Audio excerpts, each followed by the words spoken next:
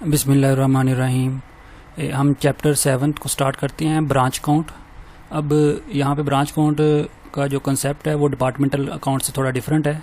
तो branch count को क्यों ज़रूरत पड़ती है ओपन करने के लिए है, ये जब आपका बिज़नेस एक्सटेंड कर रहा हो, बिज़नेस आपका फ्लोरिश हो और बिज़नेस आप एक्सपेंड करना चाह रहे हो, तो आपको डिफरेंट एरियाज़ के अंदर ब्रांचेस ओपन करनी पड़ती है। तो फिर हर ब्रांच का आप सेपरेट अकाउंट मेंटेन करते हैं, उसमें देखते हैं कि कौन सी ब्रांच आपको कितना प्रॉफिट दे रही है, कौन सी ब्रांचेस के अंदर आप कितनी चीज़ें भेज रहे हैं, उसमें कितना एक्सपेंस हो रहा है और उसके एसेट्स कितने हैं, उसकी लायबिलिटीज़ कितनी हैं। वो सारी चीज़ों को चेक करने के लिए फिर ब्रांच काउंट हम बनाते हैं। तो एक बिज़नेस की बहुत ज़्यादा ब्रांचेस होती हैं। जो बिज़नेस है, कोई छोटे लेवल के जो बिज़नेस होते हैं उसकी तो एक आधी ब्रांच ही होती है, उसका मेन है वही हेड ऑफिस होता है। लेकिन जब बिज़नेस आपका एक्सपैंड करने लगता है तो उसकी ब्रांचेस एक्सीड करनी शुरू हो जाती हैं। यानी as a business flourishes it becomes necessary to open up the branches in the various other town and cities in order to market its services and product which result in the increase of its profit. यानी कि आप जब आपका business increase होना शुरू होता है तो आप डिफरेंट टाउन और सिटीज़ के अंदर अपनी सर्विसेज और प्रोडक्ट को प्रोवाइड करने के लिए डिफरेंट ब्रांचेस ओपन करते हैं। तो ये ब्रांच काउंट का कंसेप्ट है। अब इसमें ब्रांच को अकाउंट को ओपन करने की ज़रूरत क्यों पड़ती है, ये इसमें मेन चीज़ हम देख लेते हैं। Need for the branch account opening. तो इसके कुछ पॉइंट्स हैं। सबसे पहले ascertain the profitability of the each branch, यानी हर ब्रांच की प्रॉफिटेबिलिटी को चेक करना है separately for the particular accounting period, एक खास अकाउंटिंग पीरियड के दौरान।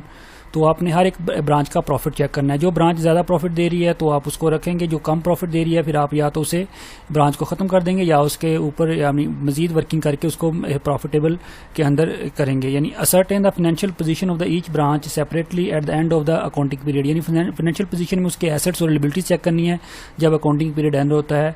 तो उसके बाद है assess the progress and the performance of the each branch. Her branch की प्रोग्रेस और परफॉर्मेंस चेक करनी है, इस वजह से ब्रांच अकाउंट ओपन करते हैं। Fulfil the order requirement under the company ordinance 1984। एक कंपनी ऑर्डिनेंस की रिक्वायरमेंट है कि आपकी जितनी भी ब्रांचेस है उसके सेपरेटली अकाउंट बनाएं, तो ये उसकी आपने रिक्वायरमेंट को फुलफिल करना होता है। उसके बाद है नेक्स्ट, इनकॉर्पोरेट द प्रॉफिट और loss made by the branch. जो ब्रांच प्रॉफिट और लॉस यानी बना रही है and its assets and liabilities in the firm final accounts, firm के फाइनल अकाउंट्स के अंदर वो आपने उसको शो करवाना होता है। Ascertain the requirement of the stock and the cash of the each branch. Her branch की स्टॉक और कैश की रिक्वायरमेंट के मुताबिक आपने उसको चेक करना होता है under the branch account. Certain whether the branch is yielding the satisfactory rate of the return on the capital invested in it। आपने ये भी चेक करना है कि जितना आपने कैपिटल उसमें इन्वेस्ट किया है क्या वो उतना ही प्रॉफिट आपको दे रही है। उसके बाद है ascertain the whether the branch should be expanded or close। या ब्रांच को आपने एक्सपेंड करना है या क्लोज करना है, ये डिपेंड करेगा उसकी प्रॉफिटेबिलिटी पे और उसकी फाइनेंशियल पोजीशन पे। Ascertain the quantity of the stock held by the each branch. जो हर ब्रांच अपना स्टॉक हेल्ड कर रही है at the end of the accounting period, उसको आपने देखना है कि कितना उसके पास स्टॉक एट द एंड है और कितना उसने आगे सेल आउट कर दिया है। Ascertain the in the amount of the commission payable to the manager. Manager को कितनी आप कमीशन पे कर रहे हैं उस अमाउंट को आपने चेक करना है। If that is based on the profit, अगर वो प्रॉफिट की बेस के ऊपर है। तो ये जो क्या नाम है, इन पॉइंट्स की वजह से वजह से हमें ब्रांच अकाउंट को ओपन करने की जरूरत पड़ती है। तो अब आगे नेक्स्ट इसको देखते हैं। तो जब ब्रांच अकाउंट ओपन करते हैं तो उसकी जर्नल एंट्रीज कैसे पास होती हैं। ये डिफरेंट टाइप्स ऑफ ब्रांच हैं। Home branch, foreign branch. यानी टाइप्स ऑफ ब्रांच में होम ब्रांच जो आपके कंट्रीज के अंदर ओपन है, फॉरेन ब्रांच जो आप इंटरनेशनली ओपन की हुई है ब्रांचेस। अब होम ब्रांच के अंदर आ जाती है दो तरह की, dependent branch and independent branch. Dependent branch मतलब जो क्या नाम है अपने हेड ऑफिस पे फुली डिपेंड करे, जो उसकी पॉलिसी को, जो उसके रूल्स एंड रेगुलेशन सारे के सारे उसका हेड ऑफिस मॉनिटर करे, वो डिपेंडेंट ब्रांच होगी। इंडिपेंडेंट जो खुद ही सारी चीज़ों को मैनेज करे, वो इंडिपेंडेंट ब्रांच होगी। अब डिपेंडेंट ब्रांच के अंदर उसकी डिफरेंट टाइप्स आ जाती हैं। Types of service branch. Service branch के अंदर booking order on the behalf of the head office, head office की बिहाफ के ऊपर आप ऑर्डर बुक कर रहे हैं, वो सर्विस ब्रांच हो सकती है। या executing the order from the head office उसके ऑर्डर एग्जीक्यूट कर रहा है, तो ये ब्रांच हो सकती है। उसके बाद है नेक्स्ट है retail and selling branch. Retail and selling branch में इसकी डिफरेंट टाइप्स आ जाती हैं। वो है goods transferred from the head office at the cost के मुताबिक आपने गुड्स ट्रांसफर की है तो वो उसकी ब्रांच हो सकती है। Goods transferred from the head office at the loaded invoice price के ऊपर आपने ट्रांसफर की है तो वो आपने देखनी है। होलसेल प्राइस या उसकी होल सेल प्राइस के ऊपर आपने उसकी देखना है कि होल सेल प्राइस के ऊपर आपने ट्रांसफ़र किया। ये तो डिफरेंट टाइप्स है डिपेंडेंट ब्रांच की, तो हमने डिपेंडेंट ब्रांच को ही इसमें डिस्कस करना है। तो यहाँ पे आगे ये उसकी आगे फिर ये एक्सप्लेनेशन दी हुई है सारी की सारी हर एक ब्रांच की। अब इसमें डिफरेंट मेथड होते हैं, एक कॉस्ट प्राइस मेथड, एक होता है इनवाइस प्राइस मेथड। अब सबसे पहले हम कॉस्ट प्राइस मेथड के मुताबिक इसको देखते हैं। तो कॉस्ट प्राइस मेथड के मुताबिक जो भी आपकी स्टॉक है, जो आपके डेटर्स हैं, जो भी पेटी कैश है, फर्नीचर है, प्रीपेड एक्सपेंस है, उन सबको आप एट द कॉस्ट प्राइस के ऊपर शो करवाते हैं। तो एट द कॉस्ट प्राइस आप उसे शो करवाते हैं। तो जो इनवाइस प्राइस होता है उसमें आपने प्रॉफिट इंक्लूड करके आपने शो करवाना होता है। तो यहाँ पे हम कॉस्ट प्राइस के मुताबिक इसको सीखेंगे। तो इसकी सबसे पहले ये जर्नल एंट्रीज हैं। तो जर्नल एंट्रीज में ये सबसे पहले आप यहाँ पे देखें, पहले ये journal entries for the opening the balance of the assets at the branch, यानी एसेट्स के ओपनिंग बैलेंस आपने जब ब्रांच अकाउंट के अंदर लिखने हैं तो उसकी जर्नल एंट्री पास होगी branch account to branch assets account. Branch assets में ब्रांच का स्टॉक भी आ जाएगा, ब्रांच का फर्नीचर भी आ जाएगा, ब्रांच के प्रीपेड एक्सपेंस भी आ जाएंगे। जो भी एसेट्स हैं वो सारे के सारे आपने इनलिस्ट कर लेने। यानी ब्रांच अकाउंट डेबिट, यानी ब्रांच अकाउंट जब आप इसका अकाउंट बनाएंगे तो उसकी डेबिट साइड पे जाके आपने उसके एसेट्स को सारे के सारे को डेबिट साइड पे शो करवा देना है। तो फिर ओपनिंग द लायबिलिटीज होता है एट द ब्रांच, जब लायबिलिटीज का बैलेंस शो करवाना है तो उस टाइम पे ब्रांच अकाउंट क्रेडिट हो जाएगा, तो लायबिलिटीज डेबिट साइड पे आ जाएंगी। जितनी भी लायबिलिटीज होंगी उनको उसके नाम के साथ हम डेबिट साइड पे लिख लेंगे, क्रेडिट साइड पे ब्रांच अकाउंट कर देंगे। अब जो हेड ऑफिस ब्रांच को चीजें बेचता है तो उसकी एंट्री पास होगी branch account to goods and to branch, यानी ब्रांच अकाउंट डेबिट होगा तो गुड्स एंड टू ब्रांच यानी वो उसको क्रेडिट कर देंगे एट द कॉस्ट। ये कॉस्ट मेथड के ऊपर कर रहे हैं। For the return of the goods branch to the head office, जब रिटर्न होगी तो यही एंट्री रिवर्स हो जाएगी goods and to the branch to branch account. तो ये आपने एंट्री रिवर्स कर देनी है। उसके बाद next entry for the remittance of the cash cheque to the branch for the expenses, यानी ब्रांच ने जो एक्सपेंसेस करने होते हैं, सैलरी पे करनी होती है, रेंट या पेट एक्सपेंस पे करने होते हैं, तो वो हेड ऑफिस की तरफ से जब पेमेंट आती है तो उसको डेबिट करते हैं ब्रांच अकाउंट टू डेबिट, और कैश या बैंक को क्रेडिट कर देते हैं। यानी कैश या बैंक क्रेडिट हो जाएगा और ब्रांच अकाउंट को डेबिट कर देंगे। अब ये इसमें सैलरीज भी आ जाएगी, रेंट भी आ जाएगा, जो भी उसके एक्सपेंस है वो सारे के सारे पे हो जाएंगे। For the cash and check receive from the branch, यानी जो ब्रांच कैश या चेक रिसीव करती है तो उसकी आप एंट्री पास करेंगे, यही एंट्री रिवर्स हो जाएगी cash and bank account to branch account. For closing balance of assets, जो पहले एंट्री हमने एसेट्स की पास की थी वही एंट्री अब यहाँ पे रिवर्स हो जाएगी, ब्रांच एसेट डेबिट साइड पे और ब्रांच अकाउंट क्रेडिट साइड पे।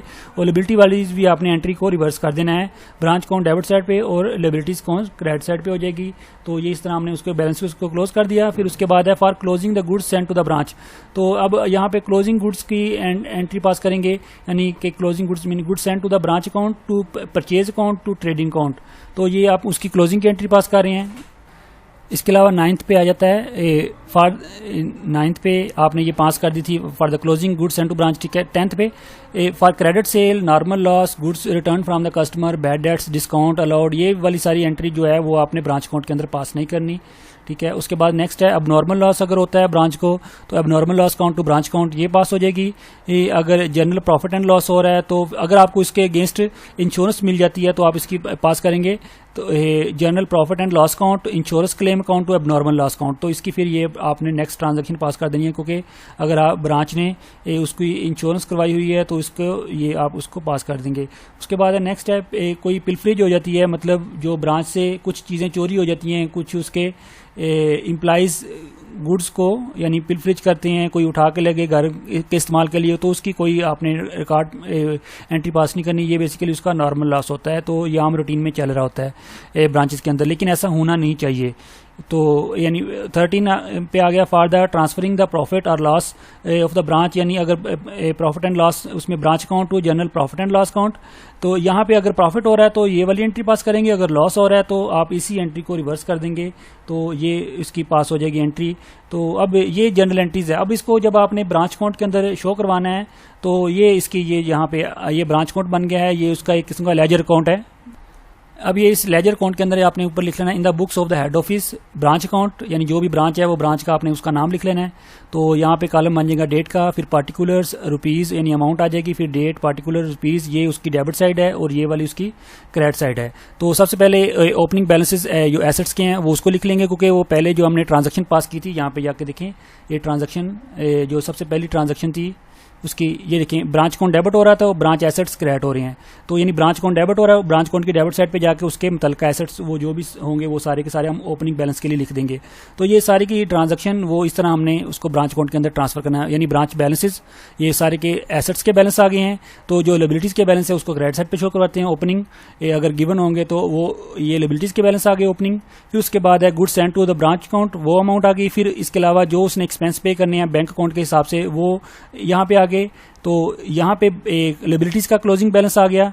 और उसके बाद यहाँ पे जो उसने कैश सेल किया या कैश कलेक्ट फ्रॉम डेटर्स, कोई कस्टमर से कैश कलेक्ट किया है उसको बैंक अकाउंट के साथ ये यहाँ पे लिख लेंगे। फिर goods sent to the branch, यानी ये रिटर्न हुई है, या रिटर्न को आप इसमें से ही माइनस कर सकते हैं, या आप ऐसे करें जो गुड्स सेंट टू ब्रांच वो उसको डेबिट साइड पे लिख लें, जो goods sent to branch return है वो उसको क्रेडिट साइड पे लिख लें। उसके बाद फिर एसेट्स के क्लोजिंग बैलेंस आ जाएंगे। फिर हम इसका टोटल करेंगे, ये क्रेडिट साइड का टोटल करेंगे। अगर क्रेडिट साइड का टोटल डेबिट साइड से ज्यादा होगा तो यहाँ पे प्रॉफिट आ जाएगा, अगर डेबिट साइड का टोटल ज्यादा होगा तो यहाँ पे लॉस आ जाएगा। तो इस तरह इसका लेजर अकाउंट बनेगा ब्रांच अकाउंट का।